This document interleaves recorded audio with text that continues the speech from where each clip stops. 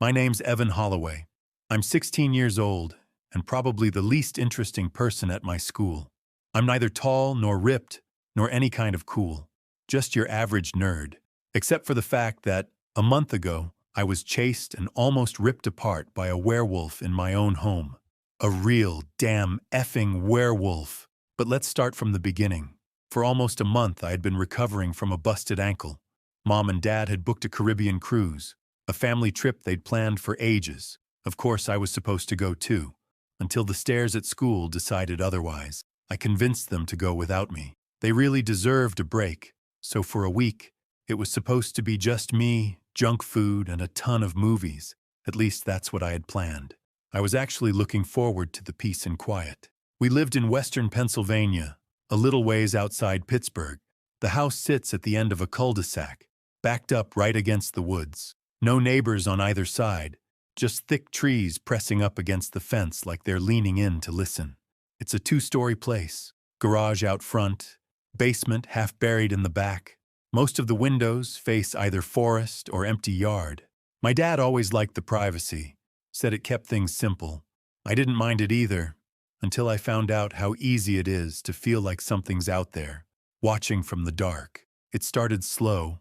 Around 11 on the second night, I was half asleep on the couch, hoodie pulled up over my head, a blanket wrapped around my legs. My laptop was still running some dumb sci-fi movie I wasn't really watching. That's when my phone buzzed with a motion alert. At first, I didn't think much of it. We get deer around here all the time. Sometimes a raccoon sets off the cameras. After the youth crime spike last fall, Dad had, among other upgrades, installed a full CCTV system. 4 cameras covering the backyard, deck, driveway, and front entrance. Basic stuff, but enough to make us feel safer. I grabbed my crutches, limped over to the security monitor in the kitchen, and checked the feed anyway. Backyard camera, nothing. Front door, nothing. Deck camera, clear. Driveway. I stopped breathing. There was something big in the frame. Brown fur, thick and matted, hunched low to the ground. It wasn't a bear. Not bulky enough. I knew what a bear looked like, and it was certainly not a deer or a raccoon. Way too big. This thing had long forelimbs, one bigger than the other, like its arms didn't match up right. It moved like it couldn't decide if it wanted to stand up or crawl. Every few seconds, it would shift upright for a moment, then drop back down on all fours. I just stood there, staring. My heart thudded like someone punching my chest from the inside. I couldn't see its face, just a sloped back, thick fur, heavy shoulders, and it wasn't moving away from the house. It was inching closer, looking around, sniffing the air. I swallowed hard, not quite sure what to do. I decided to go double-check all the doors, locks, and windows. After the break-in last year, Dad had not just installed CCTV, he had upgraded everything. Heavy-duty deadbolts on every door, thick metal bars installed over the basement and ground floor windows. The glass door at the back had also been reinforced with bars. Even the garage door had a new lock and security brace. Our house was basically a fortress. I limped around the house as quietly as possible and made sure every latch, lock, and bar was sealed up tight. Then I grabbed the kitchen knife from the drawer and sat back on the couch, eyes flicking between the monitor and the rain outside. I kept telling myself it was just an animal, but my stomach already knew better.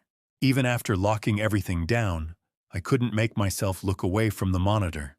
The thing wasn't just passing through. It made a slow, deliberate loop around the house, moving from one camera to the next. Front entrance, backyard, deck. Each time it would pause for a minute or so, sniffing the air, leaning closer to the house like it was searching for something, like it knew I was in there. At one point, it reared up on its hind legs and pressed one thick, matted arm against the kitchen window, claws tapping lightly on the glass before dropping back down onto all fours. I doubted that it would have been able to get in that way, but still, I felt my pulse hammering behind my ears. I didn't breathe until it moved away from that window.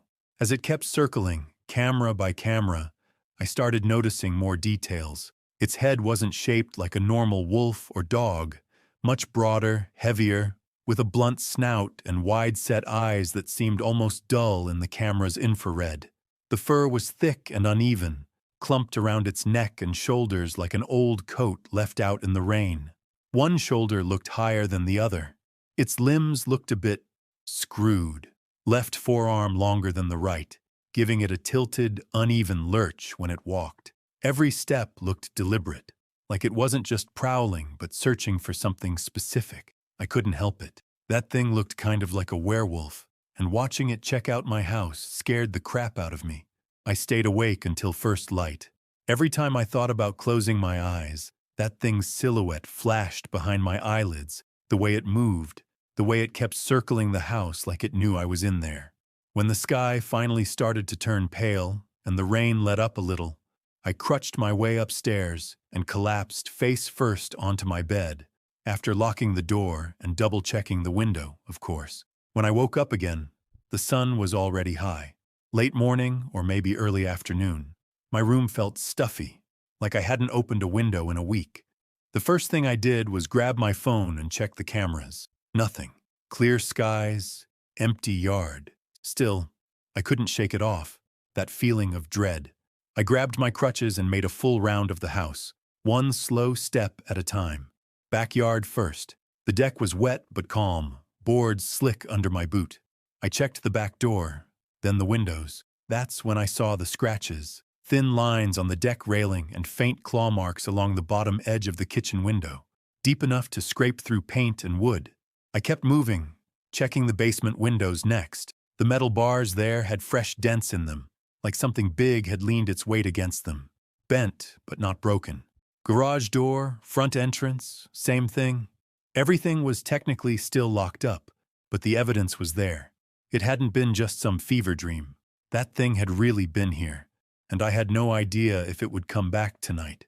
I sat down at the kitchen table, staring at the marks on the window frame, trying to figure out what I was supposed to do next. Call the cops? And tell them what? That Bigfoot tried to break in? Go knock on a neighbor's door? That would mean I'd have to call someone for a ride. Our truck was parked at the airport, over 100 miles away. The neighbors wouldn't have believed me anyway. They'd just tell my parents, who'd try to send me to therapy or God knows what. They already considered me a weirdo. Telling them I saw a werewolf wouldn't exactly help with that. The only real option I could see was locking everything down again and hoping it really was just some freaky, sick animal passing through. I spent most of the afternoon texting with Ava Moreno. She'd been in my math class since freshman year, the kind of girl who somehow made even sweatpants and a messy bun look good. Smarter than she let on, sharp sense of humor, always kind of halfway between part of the crowd and just outside of it. I wouldn't call us close, but we talked, and I had a thing for her. Huge thing. Dumb, hopeless, 16-year-old kind of thing. I was about as deep in the friend zone as one could be, and yet I caught myself rereading her old texts more times than I'd admit. Mostly memes, random stuff about classes I was missing. She kept asking how I was feeling, if I needed anything. Little things like that. It helped keep my mind off that damn animal. Every time my brain started to drift back to those claw marks or the dented window bars, another message from her would pop up. It felt normal, safer, like maybe I wasn't totally losing it after all. By the time the sky started turning orange, I caught myself glancing at the front door more than usual. I kept checking my phone too, wondering if Ava might text again, but she didn't. Was probably out with some of the cooler crowd, enjoying life while I was stuck here with my thoughts and that monster. As the sun dipped below the tree line and the sky turned from orange to deep purple, my phone buzzed with a motion alert. My stomach dropped immediately. Not again. I crutched my way toward my phone on the counter, pulse already picking up. I expected to see that same lurching shape, brown fur moving like a bad dream. But this time, it wasn't the backyard camera. It was the front door. At first, all I saw was a hooded figure standing in the glow of the porch light. My brain short-circuited for half a second before it clicked. It was Ava. I don't know if I'd ever felt that kind of relief in my life. I hobbled to the door so fast I almost broke, one of my crutches.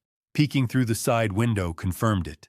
Ava Moreno, backpack slung over one shoulder, cheeks pink from the cold rain, standing there like some weird miracle. "Evan? You home?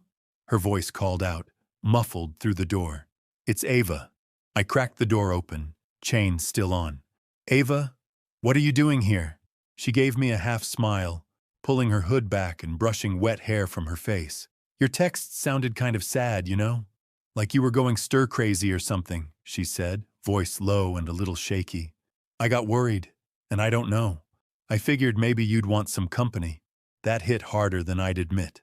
I was so used to feeling invisible half the time. But here she was, the girl I'd seen in my dreams almost every night since I'd met her in junior year. Yeah, come in, I said, fumbling the chain loose and stepping aside. She stepped in, glancing around the house like she could feel something was off, even if she didn't know what yet.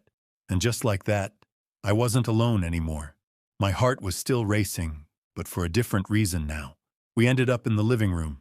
I cleared off the coffee table, pulled out a bag of chips from the kitchen, and Ava set up some random sci-fi movie on the TV, the kind with bad special effects and worse acting. But it didn't matter. We talked while the movie played in the background. School stuff. Teachers we couldn't stand. Dumb rumors.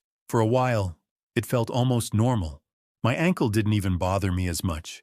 I couldn't believe she was really here, sitting next to me on the couch like this was just some regular Friday night. Then my phone buzzed again. Another motion alert. For half a second, I thought it had been a fluke, maybe a squirrel, or the wind. But when I checked the monitor, my stomach hit the floor again. The backyard camera lit up in gray static, and there it was, dark fur, massive hunched shape, moving exactly like it had the night before. Same slow, deliberate pace, shoulders rolling unevenly as it paced along the fence line. I shut off the living room lights without thinking, heart thudding against my ribs. Ava saw my face change and immediately sat up straighter. Evan? What's wrong? I didn't answer right away. My eyes stayed on the screen. Evan? She said again, quieter now. Talk to me. What is it? It's back, I said, my voice tight. The thing from last night. It's here again. She stood up, moving closer. Her eyebrows pulled together as she glanced between me and the monitor. Evan, what are you even talking about? What thing from last night? I forced myself to look at her, swallowing hard. Ava, I didn't say anything before because I figured you'd think I was losing it. But last night I saw some strange animal on the cameras. Big, covered in dark fur, weird shape, moving strangely, like it couldn't decide whether to walk on 2 or 4 legs. Its head and snout looked a bit like a wolf's, but not quite. Too large, too wide, and the muzzle was too short. I've never seen anything like it. It was moving around the house like it owned the place. It wasn't just passing through. It was circling, testing the windows and doors like it was trying to get in. That thing really freaked me out. Her mouth opened slightly, confusion mixed with something else, worry. She stepped back half a pace, arms crossed, her gaze flicking between me and the monitor. You really saw all that? And you just didn't tell me? Her voice wasn't angry, just thrown off, like she wasn't sure whether to believe me yet. Evan, you're serious right now? You saw some creature or whatever last night that tried to break into the house? I felt my ears burn, embarrassment mixing with the knot already in my stomach. I didn't want you to think I was crazy, I admitted quietly. I barely believed it myself. It sounds kinda crazy and weird, don't you think? Everyone would make fun of me if I told them what I saw. Ava pressed her lips together, eyes darting toward the darkened windows before settling back on me. Her arms stayed crossed, but her voice dropped a little. I swallowed hard, my throat dry. I don't know what it is exactly, I continued, but it's real, and it's here, I said. Then I dared to say it out loud, although I barely managed to whisper. Ava, that thing looks like a werewolf. Ava blinked, her eyes narrowing like she wasn't sure she heard me right. A werewolf? Evan, come on. Her voice faltered. She glanced at the monitor, staring at the hunched figure now sniffing the air. For a long second, she didn't say anything. I could see her throat working, like she was trying to swallow her doubt. That's insane, she said finally, voice low and uneven. But I don't know what else it could be. That thing doesn't look like any animal I've ever seen. Her arms uncrossed slowly, hands flexing like she wasn't sure what to do with them. If you had said that 10 minutes ago, I probably would have laughed, but I'm looking at it right now. I, I believe you. Her gaze settled back on me. She looked scared, but steady. A werewolf. Jesus, Evan. What do we do? Do we call the cops? Animal control? I shook my head, gripping the edge of the table. Nobody would believe us if we said the word werewolf. I already thought about that last night. They'll say it's a prank, or some sick dog. I glanced at Ava, her eyes still fixed on the monitor. But maybe we should call the cops anyway. Just not tell them the whole truth. We say it's a bear. Say there's a huge bear trying to break into the house. Ava exhaled, pulling her sleeves down like she was steeling herself. All right, I'll make the call, but it'll be a while until the cops get here. You should go make sure that everything's locked. For a second, all I could think about was how weird it felt to have her here with me. Scared, sure, but also just here, ready to help. All the doors and windows are locked. Everything was upgraded a couple months ago. Hopefully, that'll keep it out until the cops arrive, I said, trying to reassure her as much as myself. And don't freak out, but it's going to get closer. Last night, it tested a few of the windows. Ava glanced at me, swallowing hard, her face pale but steady. Right. Okay. I'll call now. Her voice wavered a little, but she pulled her phone out of her pocket and started dialing. Her hand shook slightly as she pressed the buttons. Evan, whatever happens, we stick together, all right? We keep calm, even if it gets bad. I nodded and took another look at the monitor. The thing had moved to the deck now, studying the door with its weird eyes. Ava ended her call and slid her phone back into her pocket, her face tense. They're sending someone, but it might take a while, she said quietly. Busy night, I guess. They didn't sound too concerned when I said it was a bear. That didn't surprise me, and certainly didn't make me feel any better. Just at that moment, we heard something scraping from the back door.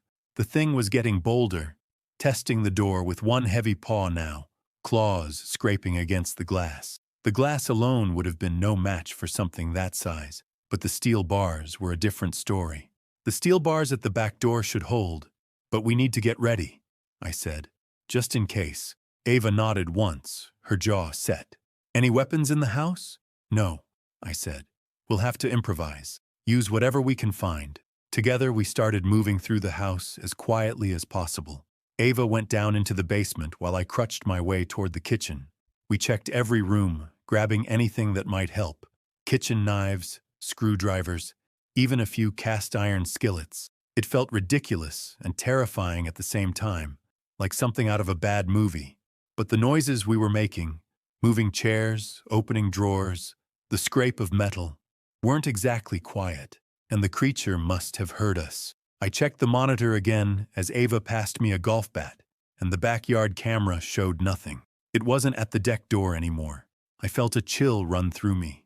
It was circling. I decided to check out the garage as well. Heaps of tools in there. The place smelled like old oil and metal.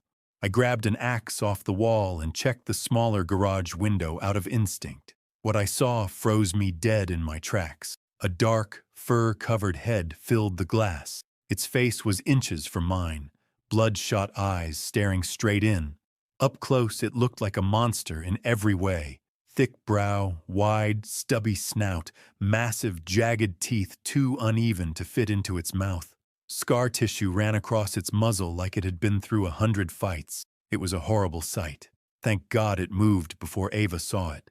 Then suddenly, the garage door groaned and bent inward. We both stumbled back, hearts hammering, me clutching the axe like it was going to make a difference. "Ava!" I shouted, voice cracking. "It's at the garage!" Just seconds later, as I was retreating, there was a deafening metallic screech. The garage door buckled inward completely this time. The lock and braces held for a second, but not long enough. With a final bone-rattling crash, the door gave way. I stumbled back fast, trying to get into the house. The werewolf burst into the garage, growling, its eyes locked on me. I managed to slam the heavy door that led into the kitchen before it could get to me. It slammed itself against the door the moment I locked it, then again and again. The door held. We were both hyperventilating at this point. We could hear its claws scraping against the door, large paws examining the barrier that separated it from its prey. Ava grabbed my arm, both of us standing there with nothing but our makeshift weapons, waiting. But the reinforced door held. Finally, after what felt like an eternity, the pounding and clawing stopped, followed by a loud, frustrated groan. For a moment, we just stood there in the dark, both of us too afraid to say anything yet, just listening to the silence. For a while, everything was dead silent. Ava and I stood in the kitchen, weapons in hand, ears straining for any sign of the werewolf still being nearby. Every creak of the house made us jump. I kept checking the monitor, flicking through the cameras like my life depended on it. Nothing. The garage was empty now. The backyard, too. Ava sat down at the kitchen table, gripping the flashlight like it was the only thing holding her together. "Do you think it left?" she whispered. "I don't know," I said, voice raw. It felt like it gave up, but that was wishful thinking, as we were about to learn. A minute later, as if it had been waiting for us to relax, there was a crash from the back of the house. The sound of shattering glass. Both of us spun around just in time to hear the sharp, grating screech of claws against metal. The back door. We rushed through the hallway toward the back of the house. As we entered the living room, we saw a nightmare come true. The werewolf had broken the glass door and was now half-wedged between the steel bars, one huge shoulder trying to push the bars apart. Claws hooked around the steel like it could rip them out by brute force. The bars were bending under the enormous pressure. Slowly, but surely. Ava gasped beside me in sheer terror. I felt something click inside me. Pure instinct or fear, I don't know. I raised the axe in my hands and crutched forward as close as I dared. The werewolf pressed its full weight into the door again, snarling now, its eyes reflecting the light from the hallway behind us. Before I could talk myself out of it, I brought the axe down, hard. The blade caught its hand. Blood sprayed, dark and thick, and the thing yanked back with a howl that rattled the walls. One of its fingers was severed, another one hanging by a thread.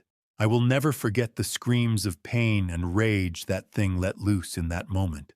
Whatever it was certainly no ordinary animal. For a moment, it backed off, retreating into the shadows, leaving bloody streaks on the floor. Ava grabbed my arm, pulling me back, eyes wide. "Evan, what the hell?" I didn't have anything to say. My heart was pounding too hard. But for a second, I'd made it bleed, and maybe that meant we had a chance. For a few minutes, everything went still again. Ava and I stood there, barely breathing, waiting for the other shoe to drop. I thought maybe it was finally over. Maybe the pain was enough to make the creature cut its losses and crawl back into whatever hole it had come out of. Then, somewhere upstairs, we heard glass shatter. Both of us froze, Ava's eyes locked with mine, wide and full of fresh panic. Upstairs, the windows up there didn't have steel bars. Then we heard the low, guttural sound of something heavy hitting the wooden floor upstairs, inside the house. The footsteps upstairs weren't frantic. They were slow, deliberate, like the werewolf was exploring. Floorboards creaked under its weight, every sound sharper in the silence. Ava pressed her back against the wall beside me, flashlight gripped so tightly her knuckles had gone pale. "It's definitely inside," she whispered, voice almost inaudible. I swallowed hard and forced myself to think. Running wasn't an option anymore, not with my ankle, and if we stayed where we were, cornered in the kitchen, it would find us sooner or later. "Basement," I said under my breath. "We have to get to the basement." Ava nodded once, then took the axe out of my hand. We moved back into the hallway toward the kitchen, slow and as quiet as we could manage. Every creak felt like a gunshot. I crutched along, heart hammering, while Ava kept her flashlight aimed ahead. Then, as I passed the counter, my eyes caught on a pack of cigarettes and a lighter. My brain latched onto the image in a way that felt weirdly clear, even through all the panic. Fire.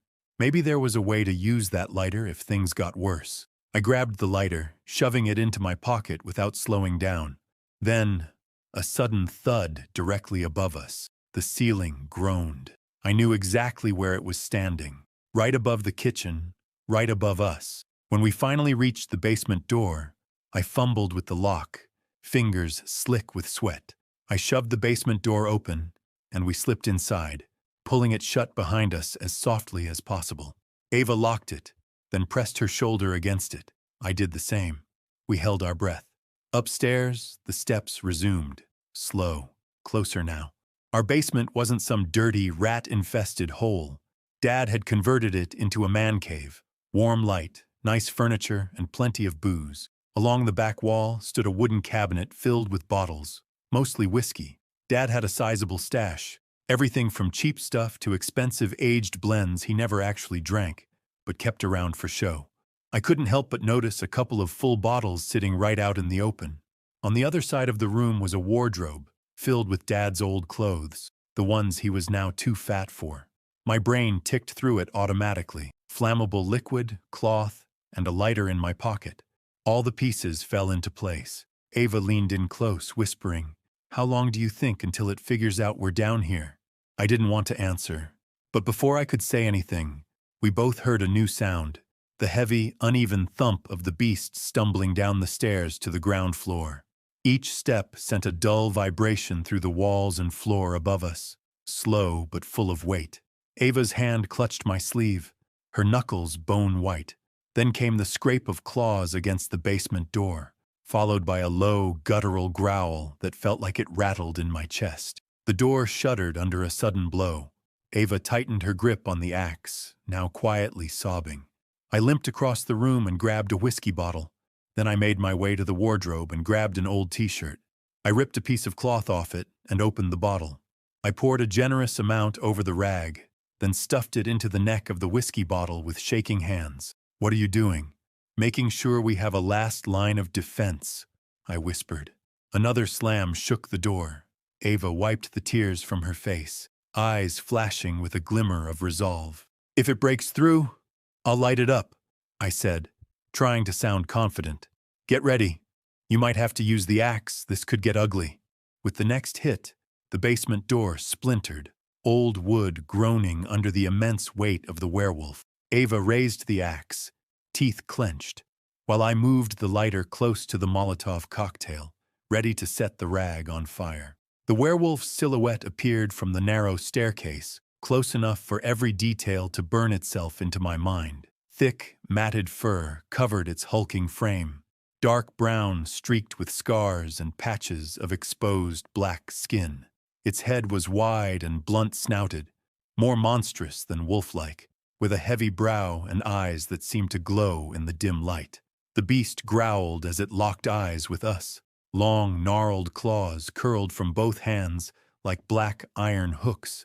This was hardly a supernatural beast. What we were looking at was a horrifying, broken creature, something stuck halfway between man and beast, torn apart by some horrible twist of fate and never reassembled properly. It was grotesque, and yet it was here, alive, intelligent, hungry, and about to lunge at us. I struck the lighter and lit up the rag. The flames burst to life, and I hurled the bottle, but my aim was off. The bottle only struck the beast's knee, then burst when it hit the floor. The flames engulfed the werewolf's left foot, which had been soaked in whiskey. The beast roared in pain. To my surprise, Ava didn't hesitate. She lunged and swung the axe into its shoulder, metal striking bone. The werewolf howled, yanking back as it took a swing toward Ava. Ava was able to dodge, then swung the axe again, hitting its already injured hand. I grabbed one of Dad's golf bats and took a swing, careful not to fall over. The bat hit the creature's head hard as it tried to claw at Ava while screaming in pain, part of its foot still on fire. The impact actually seemed to stun it for a moment. Ava ran over to me and we squeezed past the raging creature and stumbled up the stairs, Ava half carrying me. The mad screams and growls in the basement continued as we made a dash for the door that led from the kitchen into the garage. The garage was open to the outside, but the door would put a barrier between us and the creature for the moment. After we slammed the kitchen door shut behind us, Ava and I slowly backed away and out of the garage. The garage door was already wrecked from earlier, torn down by the werewolf when it broke in. Ava still had the axe clenched in both hands. I was leaning on the golf bat, using it as a crutch. We stepped outside together, out into the driveway. We were fully expecting another attack at this point, given the beast's previous persistence, so we got ready to make a final stand. The house shook with the sound of the thing still inside, screaming, growling, crashing around. I kept waiting for it to come tearing back out after us any second, but it didn't. After a long, tense few minutes, we saw something we didn't expect anymore. Flashing blue and red lights cut through the dark on the main road. A police cruiser, slowing down, about to pull onto our street. I felt my legs go weak all over again, but I didn't let go of the bat. Ava didn't let go of the axe either. The sounds inside the house continued, but more muffled now, as the cruiser finally pulled up next to us. And like it was waiting for that moment, the noise from inside the house faded entirely. 1 second it was roaring like it wanted to tear the walls down. Then it wasn't. By the time the officers stepped out, the house had gone completely silent. Ava was the one who found her voice first. She stepped forward, hair plastered to her face, eyes wide and red from crying, axe still in her hands. "There's a huge, wild animal inside," she said, loud enough for both cops to hear. "It broke in. It tried to kill us." Neither one of the officers asked what kind of animal, seemingly expecting a bear. One just nodded, and both drew their guns before heading into the garage. Ava and I stayed in the driveway side by side, watching, hoping they would end this nightmare once and for all. I couldn't get my heartbeat to slow down. My fingers hurt from gripping the bat so tight. I kept expecting to hear another scream, or see that horrible shape appear somewhere else outside the house, but nothing happened. After what felt like forever, the front door was unlocked from the inside. Both officers came out, guns holstered. "House is completely wrecked," the older one of the two said. "Doors, windows, furniture. There was a small fire in the basement that we were able to contain, but there's no animal in there." I didn't answer right away. I just stared at the dark house. My house, barely able to breathe. Then I said, mostly to myself, "I think it went out the same way it came in, through the window upstairs." Nobody said anything after that. Ava stood next to me, quiet, still holding onto the axe like she wasn't sure it was over yet. Honestly, I wasn't either. The two officers grabbed their notepads from the car and began interviewing us. They didn't doubt that there had been an animal in the house. That much was obvious from the smell and the blood. But there wasn't anything they could do other than file a report. The night didn't end with a transformation or silver bullets. Just two exhausted teenagers bundled into the back of a cruiser. After finishing up at the house, the officers dropped us off at Ava's place for the night. Her parents barely asked questions. I think we both looked too shaken for them to push. A few days later, my parents flew back early from their trip. When they saw the house, bent garage door, shattered windows, claw marks everywhere, they were confused, sure. But after reading the police report and seeing the wreckage for themselves, they accepted it for what everyone said it was: a rogue bear that broke into the house in search of an easy meal. Insurance covered most of the repairs, but the scars on the walls and floors never really felt like they disappeared. I swear, the second I graduate high school, I'm out of here. Far away from that house and the godforsaken woods pressing up against the back fence. Ava and I are applying at the same college, out of state. We never talked much about that night, but a quiet bond had formed between us that night. That impossible creature we saw, fought, and barely survived. I guess it stuck with us in more ways than one. I am firmly set on biology as a major. Part of me says it is just a practical choice, but deep down, I know better. I'm looking for answers, wondering what else might be out there, circling just outside the lights.